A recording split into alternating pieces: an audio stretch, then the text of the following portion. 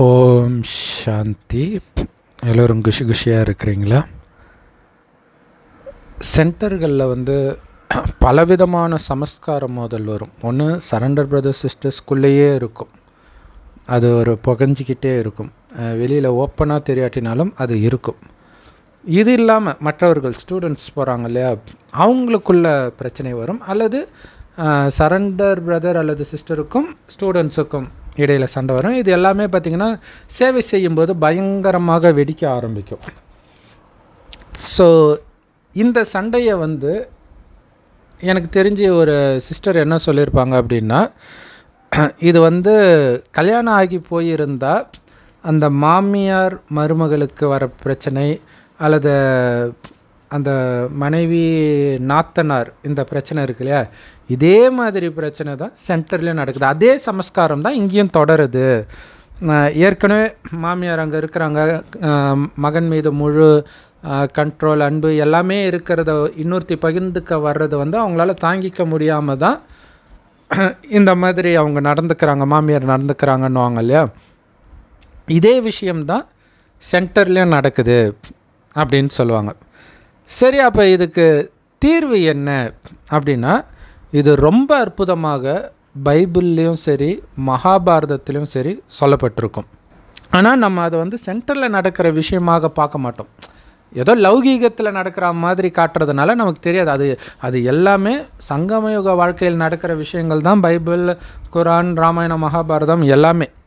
So Draupadi அர்ஜுனனுடைய மனைவி இல்லையா. அப்போ அர்ஜுனனுக்கு கொஞ்ச நேரம் கழித்து கிருஷ்ணருடைய தங்கச்சி அர்ஜுனன் மீது காதல் கொண்டு அவளையும் திருமணம் செஞ்சு அழைச்சிட்டு வருவான். ஆனால் அழைச்சிட்டு வர்றதுக்கு அவன் பயப்படுவான். ஏன்னா திரௌபதினாலே கோபத்துக்கு ரொம்ப ஃபேமஸ் இல்லையா, அப்படி அழைச்சிட்டு போனால் என்ன ஆகுமோ அப்படின்னு பயப்படுவான். ஆக்சுவலாக இதே மாதிரி சம்பவம் மகாபாரதத்தில் நிறைய இடங்களில் நடக்கும். அதேமாதிரி பாண்டு மகாராஜா கூட பார்த்திங்கன்னா, அவர் குந்தி தேவியை திருமணம் பண்ணியிருப்பார். அது இல்லாமல் சண்டை போட்டுட்டு வரும்போது ஒரு ராஜா தன்னுடைய தங்கையை கிஃப்டாக கொடுப்பான். ஸோ அப்போ அவர் சொல்லுவார், நான் இதை ஏற்றுக்க முடியாது, ஏன்னா இவளை நான் ஏற்றுக்கிறதும் ஏற்றுக்காததும் குந்தி தேவி கையில் இருக்குது, அவள் ஏற்றுக்கிட்டால் மட்டும்தான் நான் ஏற்றுக்க முடியும், அதனால் நான் எந்த உத்தரவாதமும் கொடுக்கலை அப்படின்னு சொல்லி அழைச்சிட்டு வருவான். குந்தி தேவி வரவேற்பாங்க. ஸோ இதை மனசில் வச்சுக்கோங்க. அடுத்த விஷயம் பாருங்கள், இதே மாதிரி அர்ஜுனன் கிருஷ்ணருடைய தங்கச்சி சுபத்திரையை திருமணமே செஞ்சுட்டு வரான். வரும்போது திரௌபதி கிட்ட எப்படி அழைச்சிட்டு போகிறதுன்னு தெரியல. அப்போ கிருஷ்ணர் ஒரு யுக்தி சொல்லி அனுப்புவார் சுபத்திரை கிட்ட. அதே மாதிரி சுபத்திரை வந்திருக்கிறாங்க அப்படின்னு பணிப்பெண் திரௌபதி கிட்ட சொல்லுவாங்க. திரௌபதி அவங்களுடைய அந்தப்புறத்தில் இருக்கும்போது அப்போ திரௌபதிக்கு தெரியும் கல்யாணம் ஆயிடுச்சுன்ட்டு. அப்போ எவ்வளோ கோபமாக இருப்பாங்க இல்லையா. சரி வர சொல் அப்படின்னு சொல்லுவாங்க. அப்போ சுபத்திரை எப்படி வருவாங்க அப்படின்னா, இவங்க யாதவ குலத்தை சார்ந்தவர்கள். யாதவ குலம்னா பசுமாடு வளர்க்குறவங்க, பால் விற்கிறவங்க இல்லையா. ஸோ யாதவ பெண்ணாக வருவாள். யாதவ பெண் மாதிரி ட்ரெஸ் பண்ணிவிட்டு ஒரு பால்காரி மாதிரி உள்ளே வருவாள்.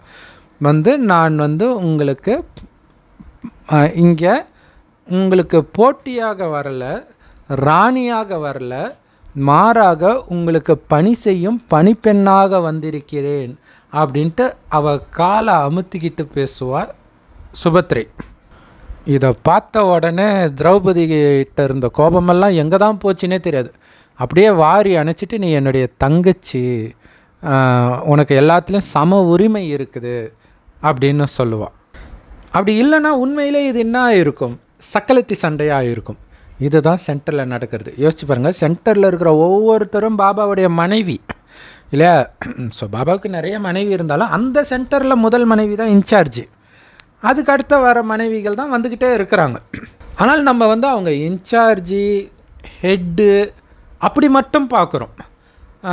இன்னொன்றும் பார்க்குறோம், அவங்க இத்தனை வருஷம் பாபா ஞானத்தில் இருக்கிறாங்க, அவங்களே இப்படி இருக்கலாமா, அவங்க இப்படி இருப்பாங்க நான் நினச்சி கூட பார்க்கல, இப்படியெல்லாம் சொல்கிறோமே தவிர அவங்க முதல் மனைவிக்கு உரிமை அதிகம் அப்படிங்கிறத நாம் நினைக்க மாட்டோம். ஏன்னா பாபா அவர் அவ்யக்த முரளியிலே சொல்லியிருப்பார், நான் என்ன ஆனாலும் ஆதி ரத்னத்தை விட்டு கொடுக்க மாட்டேன். ஏன்னா ஆரம்பத்தில் வந்தவர்கள் அவங்க இல்லாமல் இந்த யஜ்யம் ஸ்டார்ட்டே ஆகியிருக்காது, அதனால் விட்டு கொடுக்க மாட்டேன்னு. அதே தானே சென்டர்லேயும் ஒரு இன்சார்ஜ் இருக்கிறாங்கன்னா அவங்க வந்து ரொம்ப சீனியராக தான் இருப்பாங்க.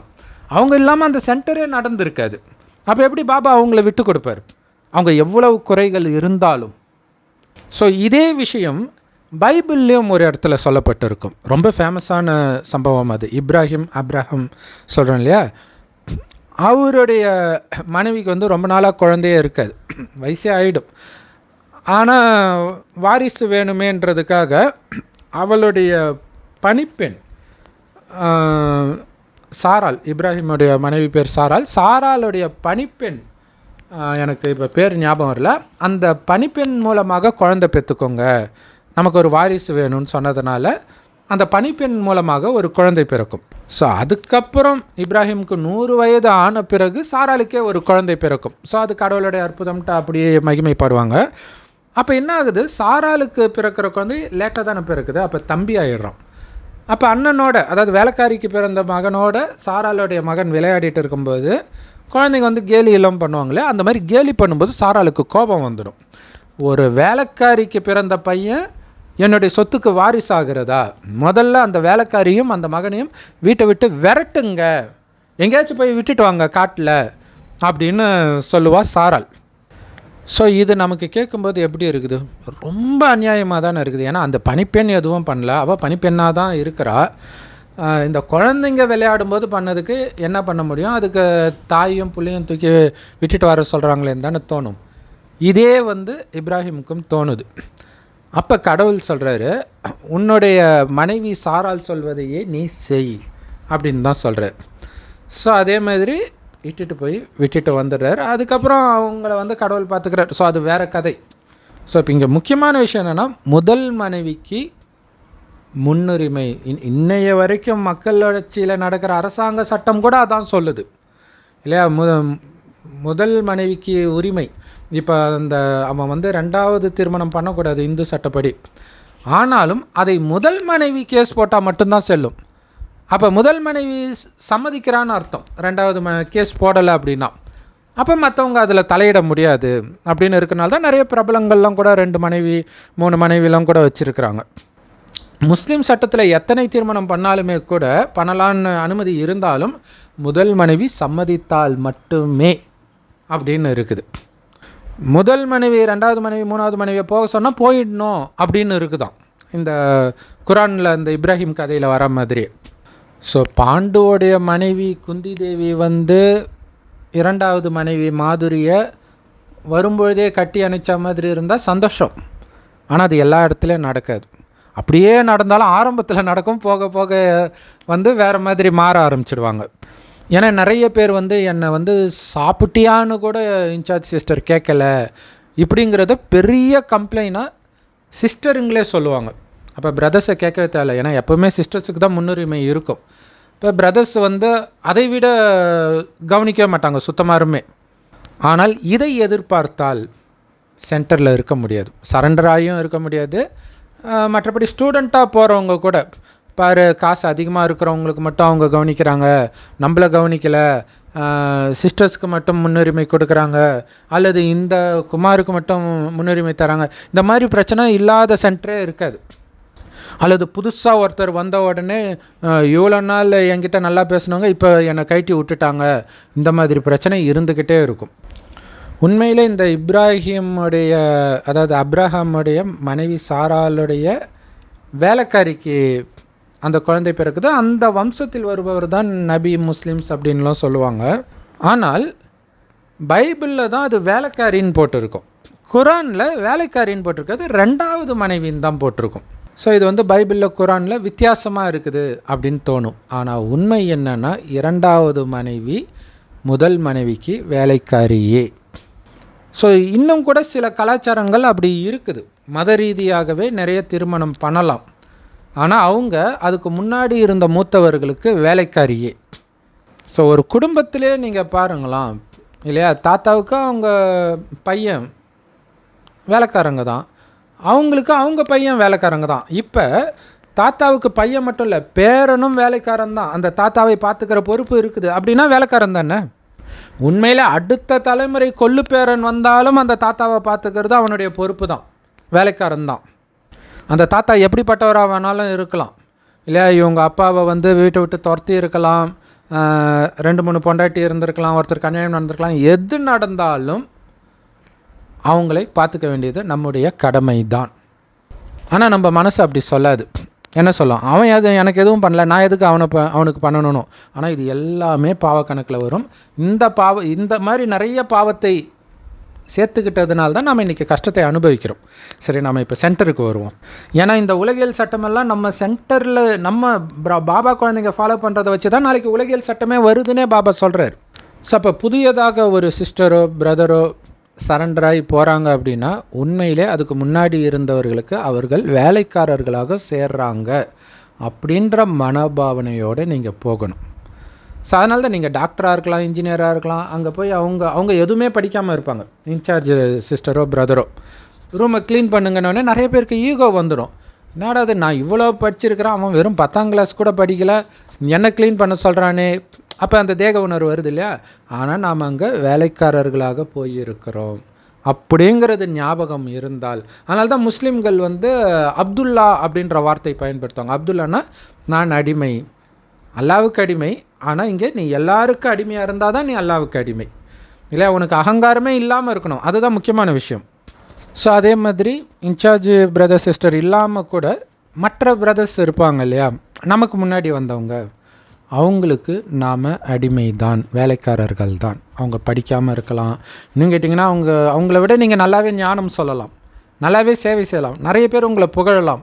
இருந்தாலும் பெரியவர்களுக்கு நீங்கள் அடிமைதான் அப்படின்ற உணர்வு இருந்தாலே எந்த விதமான சமஸ்கார மோதலும் இருக்காது. எனக்கு தெரிஞ்சு ஒரு சிஸ்டர் வந்து இந்த மாதிரி சொல்லுவாங்க. அடிக்கடி என்ன சொல்லுவாங்கன்னா, சரி பெரியவங்க சொல்லிட்டாங்க அப்படின்வாங்க. அவ்வளோதான், பெரியவங்க சொல்லிட்டாங்க நம்ம செய்யணும் அப்படின்வாங்க. இல்லை அவங்க சொன்னது வந்து இவங்களுக்கு எதிரானதாக இருக்கலாம், எப்படி வேணாலும் இருக்கலாம். பெரியவங்க சொல்லிட்டாங்கல்ல, அதை நம்ம செய்யணும், அவ்வளோதான். ஸோ இது ரஜினி நடித்த பாபா படத்தில் கூட இருக்குமே. ரஜினி ஒரு ஸ்ட்ராங்காக ஒரு அரசியல்வாதியை எதிர்க்க போவார். ஆனால் அவங்க அம்மா சொல்லுவாங்க, நான் உன்னோட அம்மா தானே, நீ கடவுள் மேலே நம்பிக்கை இல்லாமல் இருக்கலாம், நான் அம்மான்னு நம்பிக்கை இருக்குல்ல, நான் சொல்கிறேன் நீ கம்முன்னு வீட்டில் இருனான்னு. அம்மா சொன்னது தான் கதம்ட்டு போயிடுவார். ஸோ இப்போ இதெல்லாம் மாறிடுச்சு இல்லையா. அம்மா சொல்கிறத கேட்குறதில்ல, அப்பா சொல்கிறத கேட்குறதில்ல, கணவன் சொல்கிறத கேட்குறதில்ல, குடும்பத்தில் மூத்தவன் சொல்கிறத கேட்குறதில்ல. அதே பழக்கம் சென்டரில் வந்தாலும் வந்துடுது. அதனால தான் சமஸ்காரம் முதலே வருது இல்லையா. ஒரு குடும்பத்தில் தாத்தாவோ அப்பாவோ ஒரு பைத்தியம் மாதிரி பேசிக்கிட்டு இருந்தாலும் அவங்களுக்குரிய மரியாதையை நாம் கொடுக்க தவறக்கூடாது. அப்படி கொடுத்தால் பைபிளில் போட்டு இருக்கும், கணவன் பேச்சை கேட்காத மனைவியோ, அப்பா அம்மா பேச்சை கேட்காத குழந்தையோ, அல்லது மூத்தவர்கள் பேச்சை கேட்காத சகோதரர்களோ இருக்கிற குடும்பம் அழிந்துவிடும் அப்படின்னு சொல்லப்பட்டிருக்கு. இன்றைக்கி உலகமே பேரழிவை நோக்கி போகிறதுக்கு இது ஒரு முக்கியமான காரணம். இதை தகர்த்தெறியறதுக்கு தான் பாபா சொல்றார், உனக்கு கொஞ்சம் கூட அகங்காரம் இருக்கக்கூடாது. ஆத்மான்ற உணர்வில் இருந்தால் அகங்காரம் இருக்காது, வெறும் ஆத்மா இல்லையா. உடல் ரீதியாக தானே அவங்கள விட நீ பெரியவனாக இருப்ப, அவங்கள விட நீ அதிகமாக படித்தவனாக இருப்ப எல்லாமே. ஸோ வெறும் ஆத்மா. ஸோ இந்த ஆத்மா யார் அங்கே பரந்தாமத்தில் முன்னாடி இருப்பா, யார் பின்னாடி இருப்பான்னு யாருக்குமே தெரியாது இல்லை, யாராலையுமே கணிக்க முடியாது. ஆனால் மொத்தத்தில் இப்போ உடலோடு இருக்கும்போது நான் எந்த இடத்துல வரேன் இல்லையா, சென்டரில் இவ்வளோ லேட்டாக வரேன், ஓகே, மேலே இருக்கிறவங்களுக்கு நான் மரியாதை கொடுக்கணும். அதே நேரத்தில் அதுக்காக கீழே இருக்கிறவங்கள நீங்கள் போட்டு மிதிக்கலான்னு அர்த்தம் கிடையாது. அதுக்கு பாவம் உண்டு, தண்டனை உண்டு. இப்போ உங்களை டார்ச்சர் பண்ணவங்களுக்கு தண்டனை உண்டு, இல்லாமல் கிடையாது. ஆனாலும் நீங்கள் அமைதியாக போகிறதுனால உங்களுக்கு மார்க் அதிகமாகுது, அதுதான் முக்கியம். ஸோ அதனால் அவங்க என்னை டார்ச்சர் பண்ணாங்க, அதனால் எனக்கு கீழே இருக்கிறவங்கள நான் டார்ச்சர் பண்ணுறேன்னு போயிடக்கூடாது. ஏன்னா அந்த மாதிரி தானே நிறைய நடந்துச்சு. மாமியார் மருமகளை டார்ச்சர் பண்ணுவா, இந்த மருமக மாமியார் ஆனதுக்கப்புறம் இவளுடைய மருமகளை பிடிச்சி டார்ச்சர் பண்ணுவா. ஸோ அந்த மாதிரியும் நம்ம பண்ணிடக்கூடாது. ஏன்னா நாம் கரெக்டாக இருக்கணும், மற்றவங்க எப்படி இருக்கிறாங்கன்றதை பற்றி நமக்கு கவலை கிடையாது. ஸோ மற்றவர்களுக்கு நம்ம கீழே இருக்கிறவங்களுக்கு வேலை சொல்லனா கூட அன்பாக அவங்க மனசு கொஞ்சம் கூட நோகாமல் அந்த மாதிரி பண்ணணும். ஸோ அப்படி பண்ணுறவங்கள தான் வந்து எல்லாருமே புகழ்ந்துட்டு இருக்கிறாங்க. ஏன்னா நிறைய பேர் வந்து அந்த மதுரை சாந்தா தீதின்ட்டு எப்பயோ சரீரம் விட்டுட்டாங்க. ஸோ அவங்கள வந்து இப்போ வரைக்கும் அதை சொல்லி தான் புகழுறாங்க. ஸோ அந்தளவுக்கு அன்பாக அவங்க நடந்துக்குவாங்க எல்லாருக்கிட்டேயும் அப்படின்னு. அதுதான் ஆசீர்வாதம். அந்த ஆசீர்வாதம் தான் நம்மளை காப்பாற்றுறது. அந்த ஆசீர்வாதம் தான் நமக்கு வருமானமாக மாறுறது. நம்முடைய பாவத்தை அழிக்கிறதுக்கும் அந்த ஆசீர்வாதம் தான் உதவி செய்யுது. நம்ம இதுவரைக்கும் செய்த பாவத்திற்கான தண்டனை வரும்போது உங்களுக்கு பாதுகாப்பான கவசமாக மாறுறதே அந்த ஆசீர்வாதம் தான். ஸோ இதோடைய இன்னும் ஆழமான ரகசியம் வந்து ஜென்ரல் வீடியோவில் அந்த ஸ்ரீராம ஜெயம் எழுதுகிறாங்க இல்லையா, ஸோ அதை வச்சு ஏதாவது ஒரு தலைப்பு வச்சு நான் இப்போ வீடியோ போடுவேன். இதோடைய தொடர்ச்சி அதை அவசியம் பாருங்கள். அதில் இன்னும் இந்த மாதிரி பணிஞ்சு போகிறதும் நம்ம பாவத்தை அழிக்கிறதுக்கான ரகசியமும் சொல்லியிருப்பேன். ஓம் சாந்தி. தேங்க்ஸ் ஃபார் வாட்சிங். குஷியாக இருங்க, குளிர்ச்சியாக இருங்க. லவ் யூ பாப் தாதா. தேங்க்யூ பாப் தாதா. ஸோ இதில் முக்கியமான விஷயம் வந்து ஒரு சிஸ்டர் கூட கேட்டிருந்தாங்க, சூக்ஷ்ம அகங்காரம் இருக்கிறதெல்லாம் எப்படி கண்டுபிடிக்கிறதுன்ட்டு. இந்த 5 விகாரத்தில் எது வந்தாலும் நம்மளுடைய நிம்மதி போகும், நம்ம தொடர்பில் வரவங்களுடைய நிம்மதி போகும். ரெண்டுத்தில் ஏதோ ஒன்று போகும், அல்லது 2 பேருக்குமே நிம்மதி போகும். ஸோ அமைதி போனாலே நீங்கள் ஏதோ தப்பு பண்ணுறீங்கன்னு கண்டுபிடிச்சிட்டு அதை சரி பண்ணணும். ஸோ அது உங்களுடைய பாதுகாப்பு கவசமே பணிவு தான் அப்படின்னு சொல்கிறார் இல்லையா. கடைசி நேரத்தில் அந்த உலகழியும் போது வெட்டு குத்துன்னு நடக்குது இல்லையா, அது முதல்ல நம்ம சென்டரில் தான் ஸ்டார்ட் ஆகும்னு ஒருத்தவங்க சொன்னாங்க. ஏன்னா இங்கே கொஞ்சமாக இருக்கிறது தான் வெளியில் பயங்கரமாக வெடிக்கும். ஸோ அப்போ பணிவு பாபா குழந்தைங்களுக்கு தான் ரொம்ப ரொம்ப முக்கியம், அஞ்ஞானிகளை விட. ஸோ மேலதிகாரியை வந்து ஒரு போலீஸ்கார் ரயில்வே போலீஸ் சுட்டதை நம்ம பார்க்குறோம். இந்த மாதிரி நிறைய சம்பவங்கள் நடக்குது. இது எல்லா இடத்துலையும் நடக்கும். ஏன்னா பாபா குழந்தை ஆனாலும் அசுர குணத்தோடு தான் இங்கே வந்திருக்கிறாங்க. அப்படியே டக்குன்னு சம்பூர்ணமாக இல்லை, எந்த நேரம் வேணாலும் மிருக குணம் வெடிக்கும். நாம் பக்காவாக இருக்கிறோமா பணிவாக இருக்கிறவனா, எல்லார்கிட்டையும், எனக்கு மேலே இருக்கிறவங்க கிட்ட மட்டும் இல்லை கீழே இருக்கிறவங்ககிட்டையும் ஆசீர்வாதம் வாங்குறேன்னா, இதில் கவனம் வச்சிங்கன்னா, இதுக்காக நீங்கள் எவ்வளோ திட்டினாலும் பரவாயில்ல, எவ்வளோ வேணாலும் பணிஞ்சு போகிறது நான் தயாராக இருக்கிறேன், எனக்கு ஆசீர்வாதம் கிடச்சா போதும். இது ரொம்ப ஈஸியான வழி நாராயணன் ஆகிறதுக்குன்றார். ஸோ அதனால் நமக்கு மேலே இருக்கிறவங்க பாபாவுக்கு முதல்ல பொண்டாட்டி ஆனவங்க அப்படின்னு தெரிஞ்சுட்டு, அடுத்த ஆன நாம் எல்லாம் பணிப்பெண்கள் தான், வேலைக்காரர்கள் தான் அப்படின்ற உணர்வில் இப்போ இருக்கிறவங்க தான் அங்கே ராஜாவாக ஆவாங்க. ஓம் சாந்தி.